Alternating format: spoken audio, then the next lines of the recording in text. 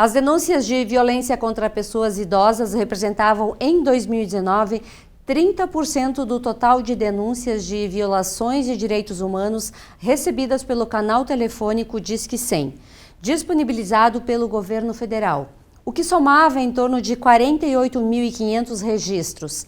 Em 2018, o serviço recebeu 37.400 chamadas denúncias de crimes contra idosos. No fim do ano passado, com o isolamento social imposto pela pandemia da Covid-19, o número observado em 2019 aumentou 53%, passando para 77 mil denúncias. No primeiro semestre de 2021, o Disque 100 já registra mais de 33 mil casos de violações de direitos humanos contra o idoso no Brasil. Acompanhe agora a conversa que realizamos com a equipe multidisciplinar do CREAS Erechim. Hoje nós recebemos aqui no estúdio da TV Erechim para falar um pouquinho do atendimento, do trabalho realizado pelo CREAS em Erechim, a psicóloga Kátia Dick e também a assistente social Cláudia Pires. Então a gente vai falar um pouquinho dessa parte, esse braço da Prefeitura Municipal, essa secretaria, eu não sei se eu estou me referindo de forma correta, mas que faz um trabalho social de suma importância na nossa sociedade. Muitas famílias dependem desse trabalho realizado no CREAS, muitas pessoas precisam desse amparo legal que é oferecido dentro do CREAS. E hoje a Cláudia e a Kátia, elas vão nos explicar nesse primeiro momento como é esse funcionamento e de que forma você, se de repente está passando por alguma dificuldade dentro de casa, se encaixa no perfil de atendimento oferecido. Cláudia, bem-vinda. Muito obrigada. Obrigada por estar aqui. Você também, Kátia. Obrigada. Para que as pessoas conheçam um pouquinho mais, o que é o CREAS e qual é a finalidade que ele tem aqui na nossa cidade? Bom, a proposta da política de assistência social em nível nacional é fazendo um paralelo com o SUS, né, a Lei 8080, onde nós temos a proteção básica, onde diversas instituições e a própria Secretaria da Assistência Social, através dos CRAS, compõem essa proteção básica. E nós, como CREAS, somos da média complexidade, então nós atendemos pessoas com violação de direitos. Pois é, essa violação de direitos, para que a gente entenda melhor, são pessoas que estão em vulnerabilidade social, pessoas que são agredidas, pessoas drogadas, como é que é esse atendimento? São pessoas que estão em risco social, que elas já ultrapassaram a questão da vulnerabilidade. Sim. São pessoas como idosos, mulheres, crianças, adolescentes, pessoas com deficiência, que se encontram em diversas situações de violência, sejam elas a negligência, o abuso, a violência física, a violência psicológica, a violência institucional, são diversos os tipos de violência que a gente tem e nem sempre os casos são de pessoas com condição financeira alta. Verdade. Ou baixa. Não quer dizer que a gente só atende os casos de condição financeira baixa, né? Às vezes, por exemplo, na exploração financeira, nos casos de violência financeira, às vezes são de pessoas que têm um poder aquisitivo de média a alto padrão. Uma vez que as modalidades de violência, elas ocorrem com todos os segmentos, né? Sejam eles de alto poder aquisitivo, baixo, de alta escolaridade ou não. Isso, para a situação de violência, isso não é importante, né? Então, nós atuamos com uma equipe, né, composta por assistentes sociais, psicólogos e pedagogos sociais, onde nós fazemos a intervenção em relação a essas demandas que vêm via judicial, demanda espontânea, por denúncia, via conselho tutelar, DEAN, a própria rede de atendimento. Então, toda essa demanda vem para o atendimento do CREAS. O CREAS ele é municipal, existem outros CREAS que eles são regionais, eles pegam uma região. Nós atendemos toda a população de Erechim. A gente vive nesse momento aí pandêmico em que o psicológico das pessoas, de alguma forma, ele foi abalado. Ninguém é igual ao que era em 2019. Nós estamos todos, de alguma forma, modificados. Alguns melhoraram, alguns a pandemia ajudou a piorar ou a aflorar a tudo aquilo que já vinha ali sendo segurado, de repente explodiu. E foi o caso da violência doméstica. Ela tem acontecido mais ou essa situação toda está sob um controle? Não, ela não está sob controle, ampliou, aumentou o número. A gente tem recebido muitas denúncias e são casos extremamente complexos. O número de atendimento de vocês lá mês, como é que funciona? Quantas pessoas vocês conseguem atender, são atendidas durante o mês? Olha, nós temos um atendimento alto, tá? De 100 e poucas pessoas, independentemente do segmento. O CREAS, ele atende crianças e adolescentes vítimas de violência, né? Onde nós temos uma equipe composta por assistente social e psicóloga. Temos o PET, que é um trabalho também que está relacionado ao atendimento à violência em relação à criança e adolescente, também atendido por essa equipe, e uma pedagoga social. A outra colega pedagoga social faz o atendimento dessa população, mas no sentido de acompanhamento escolar, orientação pedagógica. Nós fazemos o atendimento de idosos em situação das mais diversas violações. Temos também o atendimento de pessoas com deficiência, idosos, qualquer indivíduo que esteja em situação de violência é acolhido lá.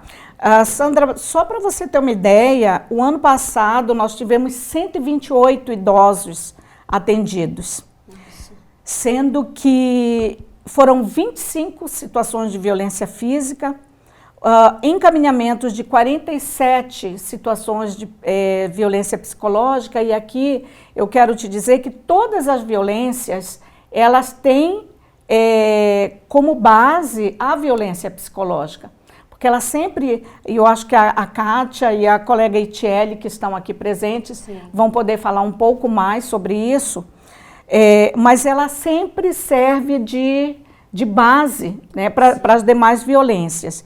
Então foram 18 patrimoniais, que a gente chama comumente dos ditos empréstimos feitos para idosos, né? A negligência foram 29, 30 abandonos, sendo que 20 foram acolhidos e 20 situações de maus tratos. Agora, em 2021, até o mês passado, nós tivemos 42 situações de idosos em situação de violência, sendo 11 físicas, 21 psicológicas, 2 negligências, 5 abandonos, 10 explorações financeiras. Maus tratos foram 17 e foram feitas, até o mês passado, 2 acolhimentos institucionais. Bastante amplo, né? Muito amplo. E agora a gente vai falar um pouquinho também sobre essa questão dos idosos, já que no dia 15 é comemorado o Dia Mundial, olha como ele é abrangente, Mundial de Violência contra a Pessoa Idosa. Todos nós temos um idoso em casa, mas nem todos os idosos têm o carinho que a gente procura dar para os nossos. Então a gente vai entender um pouquinho toda essa questão aí com os idosos. E para falar um pouquinho sobre essa questão da violência contra o idoso, está aqui agora, neste momento, na bancada, a Itiele Sotile Monari, que também é psicóloga, e junto com a Kátia, a gente vai falar um pouquinho mais, vai entrar um pouquinho mais profundamente de como identificar quando um idoso está sendo violado, quando seus direitos estão sendo banidos. Então, Itiele, qual é o papel da família nesse contexto todo? O papel da família, ele é importantíssimo, né? Porque a família, né, o conceito que a gente entende por família é sempre aquela que vai proteger, que vai acolher, que vai cuidar, né? E a gente sempre, a família, ela vem assim, que a gente é bebezinho, né? A gente vai crescendo, tem nossa mãezinha que vai cuidando da gente, a gente vai crescendo, ficando adolescente, ficando adulto, e aí lá a gente amadurece e a gente começa a envelhecer, né? E aí vai mudando toda aquela relação que a gente tem com os nossos filhos, né, com a nossa mãe. E acaba que, infelizmente, a nossa sociedade, né, ocidental aqui, a gente desvaloriza, né, essa questão da terceira idade, né? E como eu sempre gosto de falar também, que eu acho bem bonito, assim, uma coisa assim que engrandece bastante, é que a gente está no Brasil, né, que é um país assim de origem indígena, e lá na tribo eles falam muito a questão assim do ancião, né? Do ancião. Então o ancião ele é muito valorizado porque ele já viveu muito, né? Ele aprendeu muito, não através só de livros, da experiência da vida mesmo, né? Entendendo a vida como uma grande aprendizagem, né? E, normalmente, então, aquela criança, aquele adolescente, né, ele vai aprendendo com esses anciãos, né? E nós, ao contrário, a gente vai desvalorizando, vai desconsiderando e, muitas vezes, vai agredindo, né? Vai fazendo vários tipos de violência, como a gente vê muito a questão da violência psicológica, né? Que vem através de uma palavra de desqualificação, de desvalorização, né? Que machuca profundamente o idoso e, às vezes, o familiar ele não se percebe, né? Aí vai vindo a depressão da terceira idade, que as pessoas relatam, não sei por que tem tantos idosos depressivos, né? É como se a gente entende que na forma com que está, a naturalização que a violência vem tomando forma, no nosso dia a dia, e isso a gente tem também na violência contra a mulher, é como se o idoso entrou em uma parte da vida dele onde a gente coloca numa caixinha onde ele não tem mais serventia. É um sentimento de inutilidade que essa violência também, a violência psicológica também vai trazendo para o idoso, né? Eles vão se sentindo inseguros e aí a gente pode ir percebendo nos comportamentos.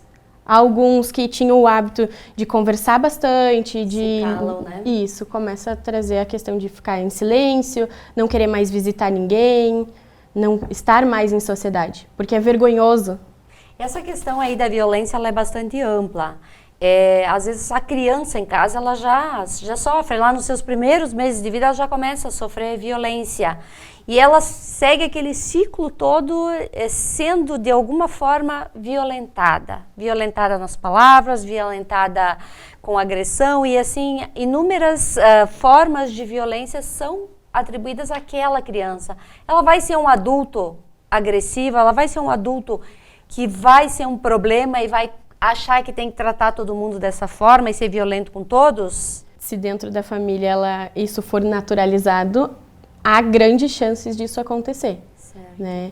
Eu acho que o nosso trabalho, quando a gente começa a acompanhar um caso, é desmistificar a questão da violência. Por que entrou a violência nessa família? O que está acontecendo? E como nesta família há possibilidades de reverter a situação. Porque as pessoas não são preparadas, orientadas a lidar com a pessoa idosa. A gente entende que a criança, como a Itiele estava falando antes, ela está num desenvolvimento para crescer, se desenvolver, né, de forma progressiva. E o idoso, não, ele começa a ficar deficiente no sentido de habilidades, de capacidades, né? Ele não consegue mais correr como ele corria antigamente. E aí a gente vai criando os julgamentos, o preconceito. A gente vai colocando automaticamente a nossa fala. Esse idoso ele está ocupando um espaço onde ele está sendo violentado.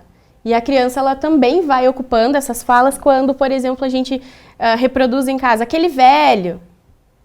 A gente não cuida. E é automático. Se não tem alguém nos dizendo, cuidado, isso pode trazer consequências. Isso Às não vezes é a legal. gente acaba... De que forma as pessoas elas podem fazer uma denúncia, principalmente quando vê a agressão acontecendo no seu vizinho, dentro da sua família, quando vê que as pessoas estão usando o benefício que a pessoa recebe fazendo empréstimos, comprando no nome dela, porque é uma forma de violência Acontece também. muito. Isso acontece. E não adianta a gente achar que não dá para falar, tem que falar sim. Precisa denunciar? Precisa, né? Assim como a gente fala, quando a gente omite, né, uma observação da gente, a gente também está sendo responsável, né, pela permanência de uma violência, né? E na verdade, assim, existem várias maneiras de se fazer. Tu pode fazer tanto através do Disque 100, Certo. né? Tu faz o Disque 100, que é uma denúncia anônima, ele cai na DEAN, né, na delegacia, e a delegacia envia para o CRES e a gente vai fazer a averiguação da denúncia. Procedendo à denúncia, a gente segue e fazendo os procedimentos cabíveis, né? Sim. Não procedendo, né, a gente deixa, tá tudo certo, a gente deu aquela orientada para a família e tá tudo certo. Então, na dúvida, é sempre bom denunciar e deixar que as pessoas que estão qualificadas, que atendem essa demanda, façam, né, o seu trabalho, né? Então, temos o Disque 100, também pode ser também uma denúncia anônima, também presencial lá no CREAS. No Ministério Público também existem denúncias, né? A gente também recebe casos que o pessoal denuncia direto. Na verdade, até na própria UBS, né, no programa da família, que o médico vai... A semana passada eu recebi, né, uma ligação de um médico de uma UBS, que ele foi fazer uma visita numa moradia e encontrou uma situação assim que ele achou estranha, né? E ele ligou para a gente vai fazer a averiguação. Então, é toda uma rede de suporte que a gente tem também, né? Da mesma maneira que quando a gente encontra, que a gente pode estar falando depois da superação, essa rede, a gente se conversa muito, né?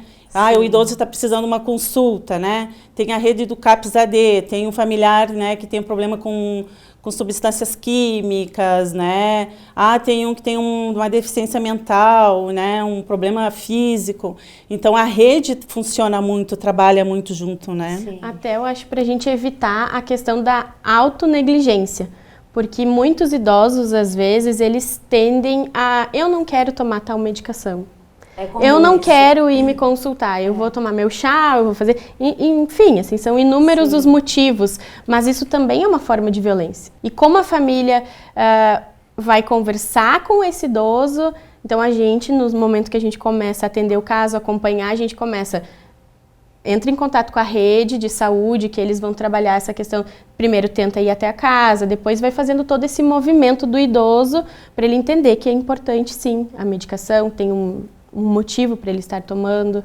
E muitas violências, às vezes, quando os casos de denúncia, quando a gente começa a atender, às vezes pode não ser tudo aquilo que se apresenta, né? Porque às vezes quem denuncia não sabe de fato dentro da casa como está acontecendo, mas tem conhecimento por ouvir, por presenciar alguma situação.